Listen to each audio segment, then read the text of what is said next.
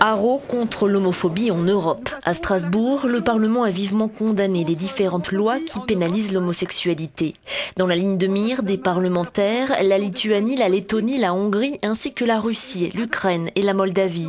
Les 3 pays d'Europe de l'Est font l'objet de vives critiques en cause des lois visant à interdire, je cite, la propagande homosexuelle, une formule très floue qui, selon les interprétations, peut signifier bannir les œuvres de Sappho ou d'Oscar Wilde ou interdire aux homosexuels de se tenir par la main. Nous avons besoin d'ouverture d'esprit et d'éducation. Les lois, quelle que soit leur importance, ne sont qu'un élément parmi d'autres pour former l'opinion.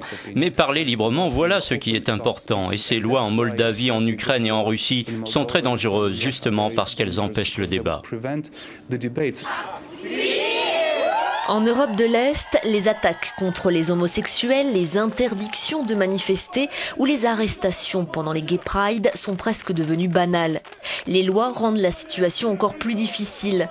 En Russie, le Parlement souhaite punir ce qu'il appelle la propagande homosexuelle avec de lourdes amendes, une loi qui pourrait entraver les protestations sociales mais qui va surtout enfermer les homosexuels dans un ghetto. Le quotidien n'est pas facile à vivre, comme le reconnaît l'un des activistes du mouvement gay et lesbien russe.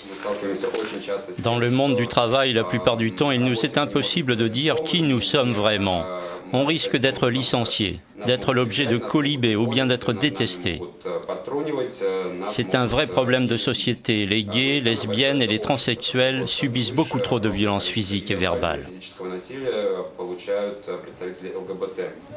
Les députés à l'origine de ces lois affirment qu'ils ne cherchent qu'à protéger les mineurs et les valeurs traditionnelles. L'Union européenne appelle, elle, les 27 à faire preuve d'exemplarité dans leur lutte contre les discriminations sexuelles et pour la première fois encourage les États membres qui ne l'ont pas encore fait à légaliser les unions entre personnes du même sexe.